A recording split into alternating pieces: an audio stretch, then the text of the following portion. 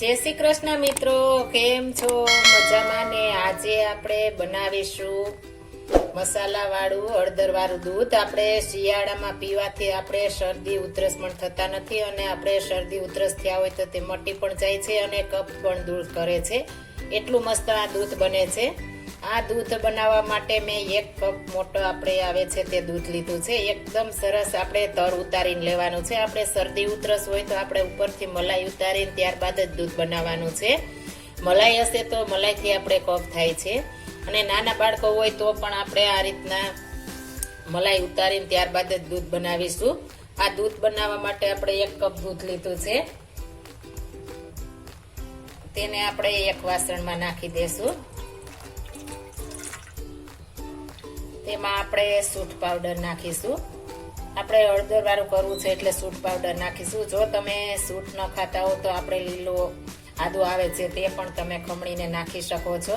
તેનાથી પણ મસ્ત બનશે અને આપણે કફ શરદી ઉધરસ બધું દૂર થશે. આ રીતના આપણે બંનેમાંથી કોઈ પણ એક વસ્તુ ઉમેરવાની છે.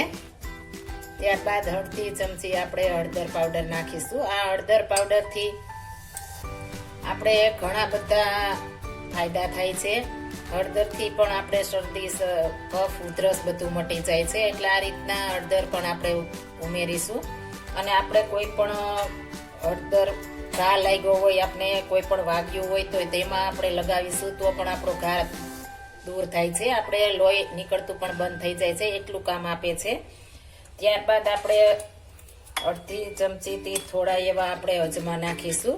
અજમાને આપણે હથેળીમાં લઈને થોડા જોડી લેવાના છે. આ રીતના જોડશું ત્યારબાદ જ આપણે નાખવાના છે.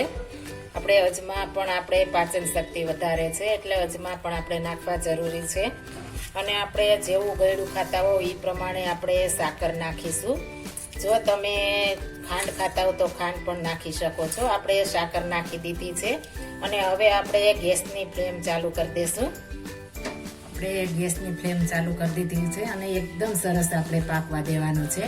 3 થી 4 ઉભરા આવે ત્યાં સુધી આપણે પાકવા દેશું એટલે એકદમ મસ્ત આપણું દૂધ મસ્ત બની જશે. આ રીતના આપણે પાકવા દેશું.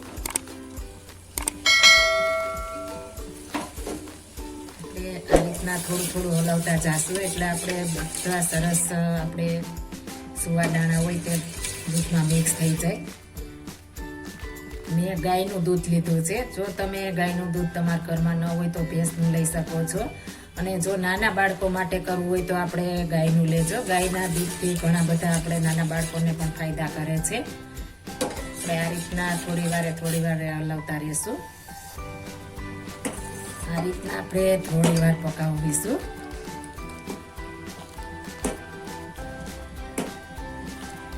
જેમ પાકશે તેમ તે મસ્ત આપણું દૂધ બનશે.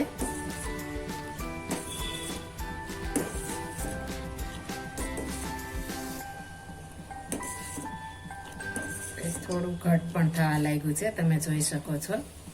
હવે આપણે ગેસની ફ્લેમ બંધ કરી દઈશું. આપણે કપ 2 લઈ લીધા છે. હવે તેમાં આપણે સર્વ કરીશું.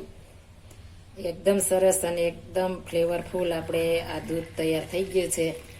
જો તમને શરદી ઉધરસ ન હોય તો પણ આ પી શકો છો. આપણે શિયાળામાં પીવાથી આપણા હાડકાં પણ મજબૂત બને છે. બધા આપણે દેશી જ વસ્તુ આમાં ઉમેરી છે એટલે આપણે શિયાળામાં પીવાથી પણ એકદમ સરસ આપણે શરીરમાં કામ આપશે.